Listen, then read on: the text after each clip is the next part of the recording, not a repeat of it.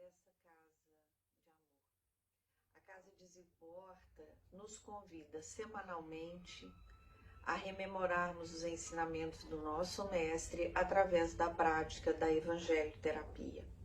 Para aqueles que ainda não estão familiarizados com essa ferramenta, que é a ferramenta do evangelho, a evangelho-terapia, como o nome indica, terapia significa cuidar do outro e também de si. Então, é um cuidado, é um cuidar-se, é um cuidar do outro através do Evangelho. O Evangelho é aquilo que o nosso Mestre Jesus nos deixou. Ele nos deixou os seus ensinamentos, ele nos deixou o seu exemplo. E ele nos disse que quando o buscássemos, nós o encontraríamos.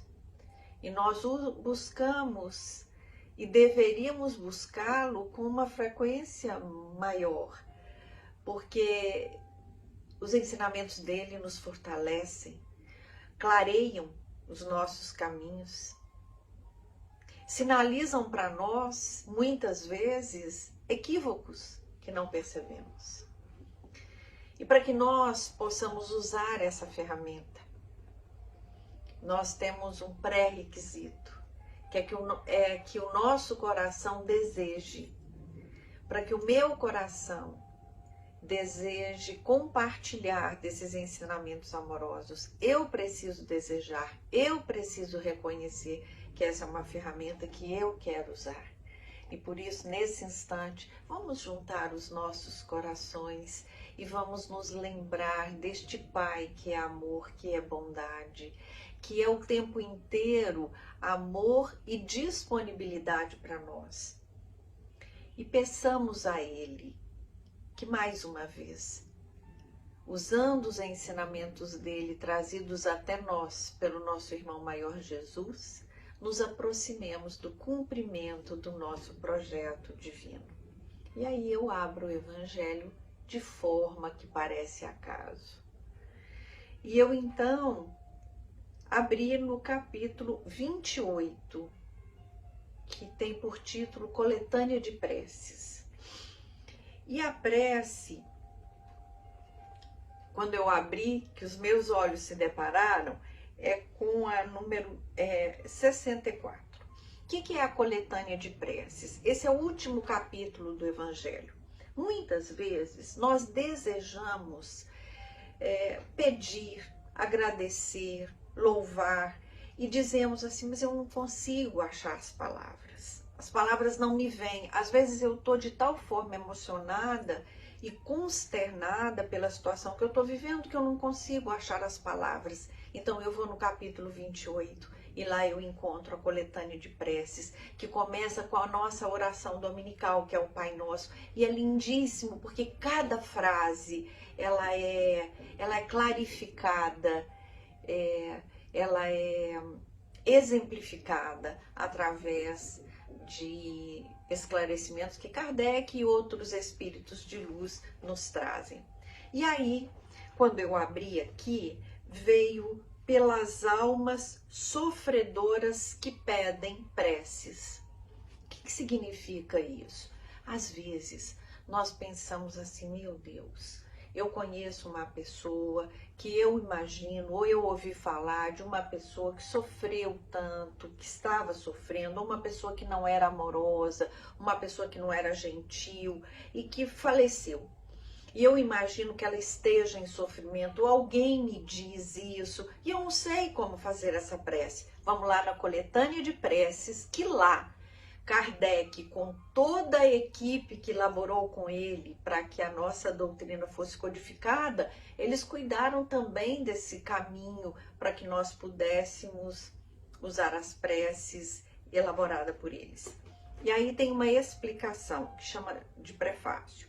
Para se compreender o alívio que a prece pode proporcionar aos espíritos sofredores, é preciso saber de que maneira ela atua, conforme foi explicado anteriormente no capítulo 27, itens 9, 18 e seguintes. Aquele que se ache compenetrado dessa verdade, ora com mais fervor, pela certeza que tem de não orar em vão. E aí eu vou voltar no capítulo 17. Eu peço só um pouquinho de paciência. O capítulo 17 e o item 9 e 18.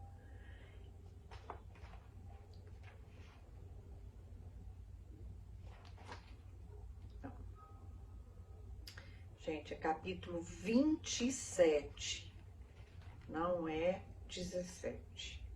É o capítulo 27, já achei.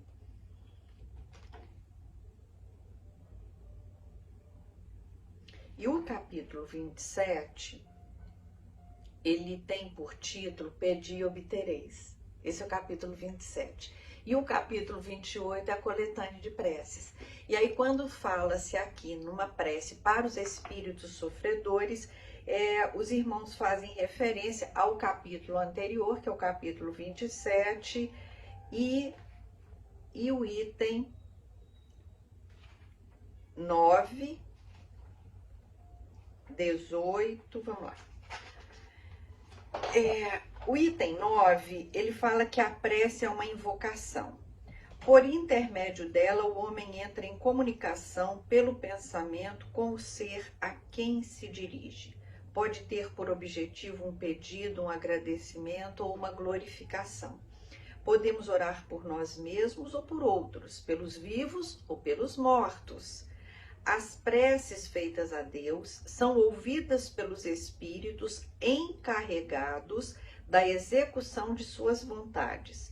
As que se dirigem aos espíritos bons são reportadas a Deus. Quando alguém ora a outros seres que não a Deus, está recorrendo a intermediários, a intercessores, visto que nada se faz sem a vontade de Deus. Então, no capítulo anterior, a coletânea de preces, que é o capítulo Pedi e obtereis, Kardec vai nos ajudar a compreender a importância do pedir e o significado de obter. E aí vamos então à prece.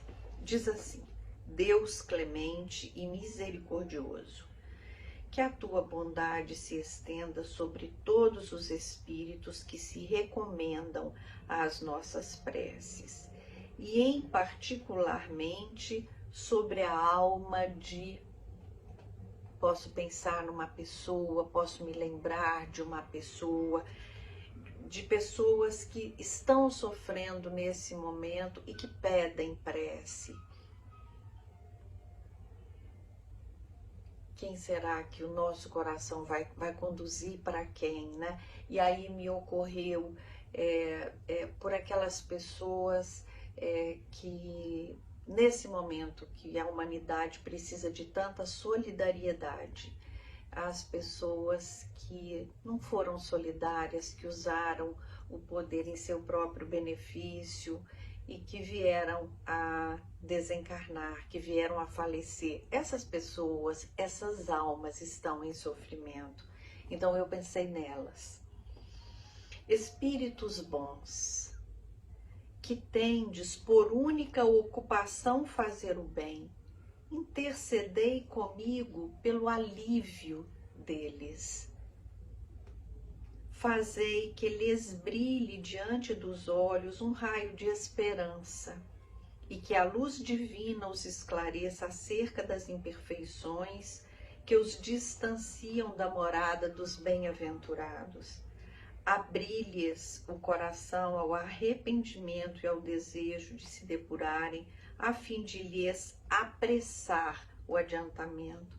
Fazei-lhes compreender que por seus esforços eles podem encurtar a duração de suas provas. Que Deus, em sua bondade, lhes dê a força de perseverarem nas boas resoluções. Possam essas palavras benevolentes suavizar-lhes as penas, mostrando-lhes que há na terra seres que se compadecem deles e lhes desejam toda a felicidade.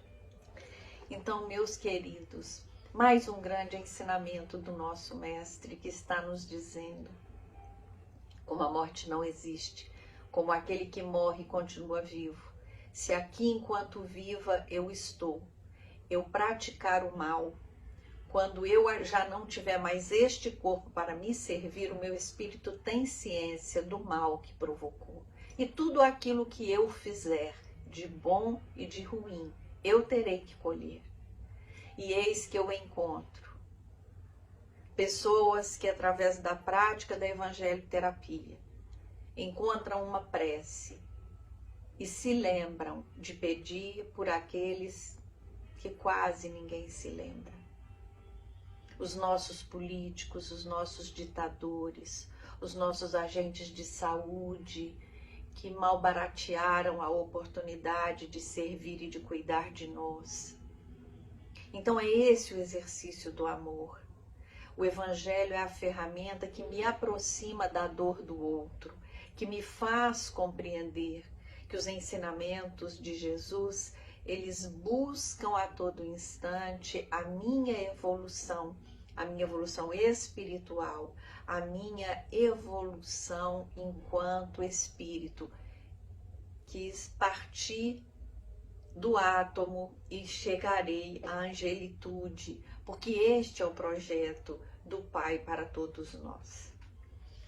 Que Zico Horta, esse querido que tem nos orientado e nos conduzido, esteja conosco sempre, nos orientando no labor, nesta casa maravilhosa, que é o Centro Cristão Zico Horta.